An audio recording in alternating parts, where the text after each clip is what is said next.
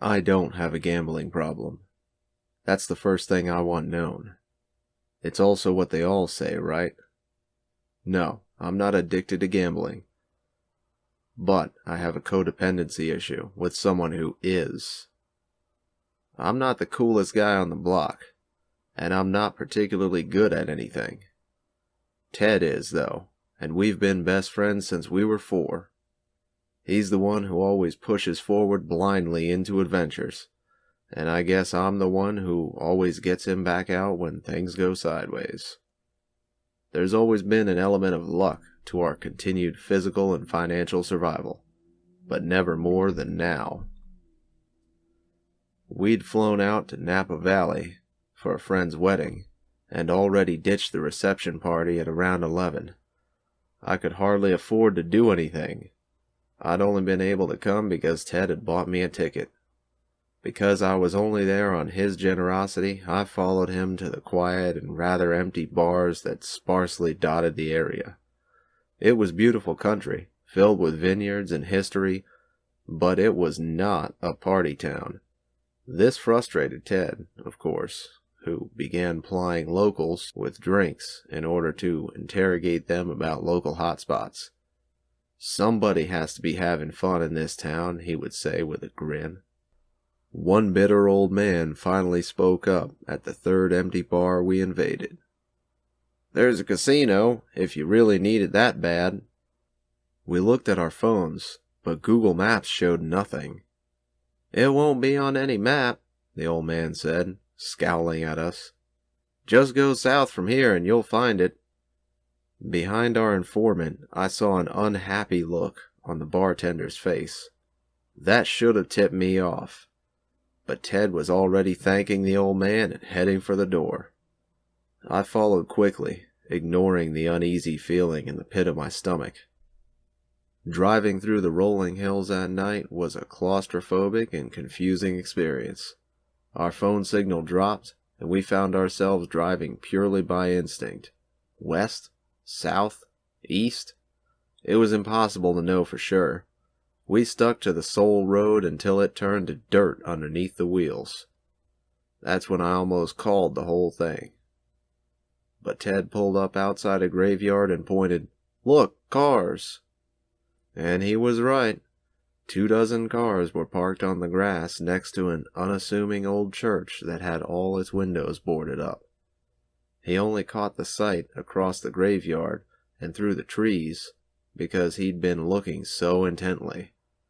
Triumphant, he said, "That's a hidden party if I've ever seen one," and carefully drove the car between the headstones to reach the improvised parking area. I climbed out with trepidation.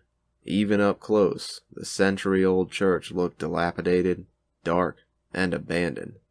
Come on, this is too much. Ted wasn't having it.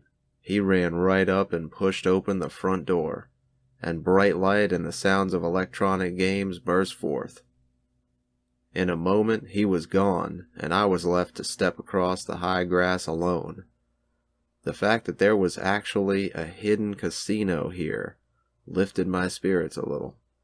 Maybe it was all just a gimmick to encourage people to drink and gamble more. Funny, it still sounded quiet and looked dark until the moment I cracked the door open. The light and noise swallowed me, and I blinked repeatedly until my eyes and ears adjusted. I was almost disappointed to find that the expansive place within was exactly the same as any of the casinos Ted had made us visit in Vegas last year.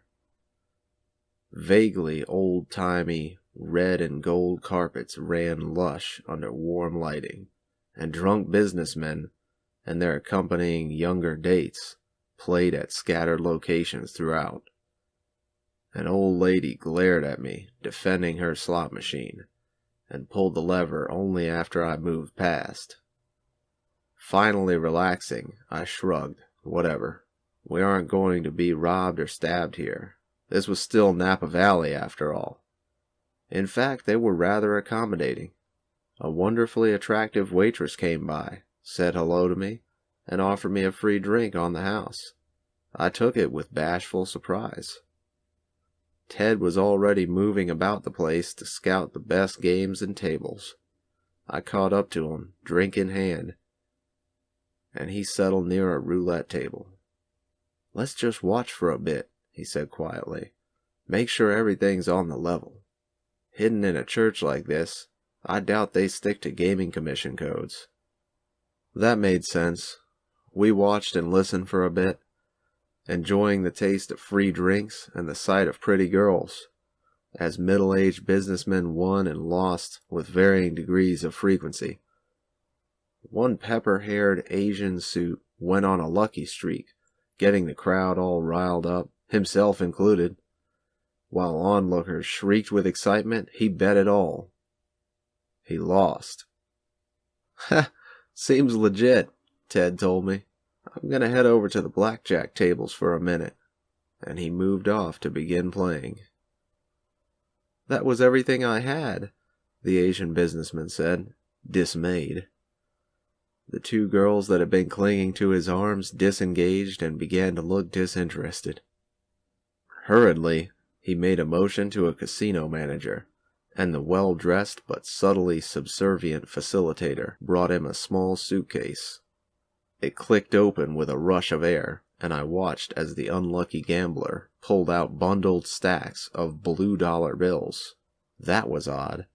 They were American dollars, same faces, designs, and everything, just dark blue instead of green. Was this fake money? Some sort of in-house system? Come to think of it, I saw no chips, just money. If these were the replacement for chips, why all the care to make them so similar to real dollars? The gambler in question did not have the same qualms. He gladly placed the stacks on the table. The crowd grew energized again, and the girls began showing him attention once more. Feeling a little strange, I moved off, seeking Ted. I found him at the blackjack table as he had won a hand. Grinning, he pumped a fist. "I like this place. Come on, play." "I don't have any money for this," I told him, sheepish. "Here's some." He handed me a $100 bill. I took it and sat, but secretly stashed the 100 and pulled the last of my own cash reserves from my wallet. As I always did, I would return his money back to him when he wasn't looking. He never made me feel bad about it, and he had a high-paying job besides, but I just couldn't stomach leeching off someone else like that. We played a few hands while still enjoying free drinks. I drank slower to remain sober-ish, but Ted guzzled away, having the time of his life. He lost quite a few hands, but played well, and actually started accumulating more money than he'd come in with. In contrast, I lost all my meager cash rather quickly. Upon the loss of my last dollar, a suited man with slick-back hair and a politician's grin approached and leaned down between us, an arm on the back edge of each of our chairs. He spoke with a thick Middle Eastern accent, although his skin was pale enough that it was uncertain what region he was from. "Gentlemen, welcome. I don't think I've seen you grace our establishment before. I'm Malcolm." "Nice to meet you," Ted said. "This place is great. Love the free drinks." "Yes," Malcolm said, with a widening grin. "A small expense in the face of a casino's profits. I'm not a greedy man." "So, you're the owner?" I asked, not wanting to be left out. "Yes, but think of me as your friend." He finally moved back and stood upright. His gaze shifted to me. "I see you are out of money. Would you like to keep playing?" He motioned a manager over, and a briefcase was opened up before me, complete with the stacks of blue dollar bills I'd seen before. I glanced over awkwardly. Ted was suspicious, but open to the idea. "What are these?" "They represent debt," Malcolm said graciously. "Interesting." Ted looked at me. "You should do it, Ryan." but that was not my name. "I think I'm all right, Jason," I replied. What did he have in mind? I imagined he was planning to use these blue dollars, if needed, and then slip out. They couldn't make us pay back a debt if they had no idea who we were. Accepting my refusal, Malcolm ordered the suitcase closed and withdrew. "Good luck, gentlemen." I was left with a chill and a shiver. From then on, I could only sit and watch as Ted gambled, talked up girls, and had a good time. The free drinks were no longer offered to me, and indeed, none of the patrons or employees would so much as look at me. I should have noticed, but, again, my life was often lonely. I simply accepted it. We moved from game to game, eventually ending up back at roulette, and Ted soon found himself in a situation we had witnessed earlier. Energized crowd, streak of lucky wins, and a potential for a huge payoff. Despite my whispered warnings, he bet everything he had. The ball bounced, the numbers were called, and I sighed. He'd lost. Malcolm returned, with a grin I imagined to be rather hungry, and the suitcase was offered to Ted. Someone in the crowd squeezed my forearm in warning, but by the time I looked, it was impossible to tell who had done it. "Don't. Let's go home." "Come on, Ryan," he shouted back. I could tell he still intended to rip off this establishment. "Let's have some fun." Reaching down, he eagerly pulled out 2 armfuls of blue dollar stacks, most of which he pawned off on me. I held them as he bet blue money on another roll. It might have been my imagination, but the stacks felt subtly warm. I held them as he bet blue money on another roll. He won, thankfully, but that quickly led to more bets, and I watched with a sinking feeling as my load of blue dollars shrank. The eyes of the crowd were upon us intently now, and Malcolm seemed to be staring solely at Ted, grinning only when Ted looked his way. "We should go," I said again, but Ted ignored me. There were 100 opportunities to leave, but Ted took none of them. At long last, his final blue dollar went to the house. At that point, he whispered his intent to me, and I took off, running after him a heartbeat later. I made it to the door and burst into the cool night air, but Ted remained just within. "What are you doing?" I shouted to him. "Get out here." He seemed horrified. He stared down at his feet as they toed the red and gold carpet's edge. I can't leave." Malcolm approached calmly behind Ted, flanked by 2 suited managers. Sensing something was wrong, I leapt forward and kept the church door from closing, but I made sure to remain just outside. "Malcolm, what the hell is this?" The grinning man gave a small laugh. "I told you that my money was a form of debt. People like your friend here never listen. They think they can cheat the house. Perhaps that would be possible if the house, in this case, were not a demon. But it is. I am. And he is now indebted."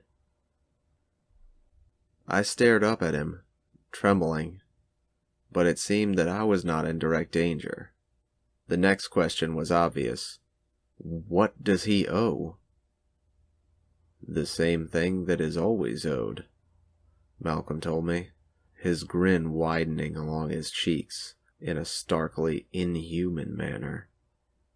Each blue dollar represented a portion of his soul. If even one remained, there was a chance he might win it all back, and more. Thus I would not technically own him. With not even 1 blue dollar left, he has no chance of escape. He is mine. Looking past him, I saw the patrons and employees watching us. I understood. They were all his. The Asian businessmen I had seen gambling had been one of us. Free, but no longer. I looked back to Malcolm, thinking about his explanation of chance. So you operate by rules, then? Of course. I'm a demon, rule-bound by nature. This type of thing must be enacted fairly. Ted still struggled with the invisible threshold. His eyes on me, his expression desperate. How do I get him out? I asked, my pulse racing. If the roles had been reversed, I was sure Ted would have had a plan, but I had no idea what to do. Malcolm laughed softly for a full 5 seconds before answering. There is nothing you can do except leave. To buy back even a single blue bill, he must have money. He has no money. Therefore, he cannot buy back the single blue bill required. Believe me when I tell you that this is not my establishment's, how do you Americans say, first rodeo. Ted began screaming, but a gesture from Malcolm silenced him. Ted continued moving and opening his mouth. Certainly. But no noise came out. Heart thudding in my chest hard enough that I feared I might pass out, I reached in my back pocket and slipped out the $100 bill. How many of his blue dollars will this get me? It must be his money, not yours, Malcolm replied, his expression uncertain for the first time since I'd seen him. It is his, I shouted. He gave it to me to hold. A manager whispered in Malcolm's ear, and a frustrated sigh followed. At current exchange rates, that 100 will purchase 21 of his blue bills. The other manager opened the suitcase, showing 21 loose bills, and I scooped them up before dropping the 100 in their place. Without warning, Ted's screams became audible again, and he fell forward into the graveyard with me. Grabbing him by instinct, I kept him from falling completely down, and Malcolm stood staring at us with anger. Now that his careful veneer was fading, I could see ghastly undertones in his skin and the pale outlines of numerous gnarled horns on his head and on the heads of the managers beside him. Ted accepted the 21 blue dollars from me and stood, slowly recovering his wits and breath. Jesus, they had me. He gripped my shoulder. You got me out. You got me out. You always do. Thank you. Thank you. I nodded and began backing away from that unhallowed place. There was no way we could have known. Care to make another wager? The demon at the church door asked. Now that you know what we are, there are greater winnings available. How would you care for immortality? Perhaps the power of flight? Or precognition? We can gift you these things, assuming you win enough. Ted stopped following me and turned to look back at Malcolm's charred face. A terrible sinking feeling overcame me. Don't! Imagine how much we could win if we could see the future, Ted said, still frozen in place. We'd be set for life. He's lying, I shouted. I cannot lie, Malcolm replied with amusement. You know this. I'll just bet 20, Ted called back. I'll still have the 1, so I'll still be free. I kept screaming, but Ted staggered toward that open door and pushed within. Fully gruesome now, Malcolm gave me a maggot-filled smile, and the door shut of its own accord. Opening and closing the rotted wood a few times, I discovered nothing but a musty and abandoned church within. I could also now see that the cars parked outside were rusted and ancient, with models varying from modern to classic. Those that had come here over the last 50 years had never left. Surely I wasn't the first to turn down the blue soul money. How had I never heard of the old man at the bar? His bitterness. He'd lost somebody here, to this place, to Malcolm. And Ted had been an obviously doomed soul from the start. Telling him had simply sped up the inevitable. I began the long walk home. I was alone now, but that was no longer my biggest fear. I'd done my part. I'd pulled a lucky last-minute move and saved Ted from a demon uniquely suited to his flaws. But he'd chosen to go back anyway. There was nothing I could do but go on alone and wonder when my own particular brand of demon would fall across my path. On that day, I too would be lost. Thus was born Malcolm's demonic confidence. Even with friends to offer one last chance at escape, we're all human. We are each our own doom. If you ever find yourself handling blue dollars, it may already be too late.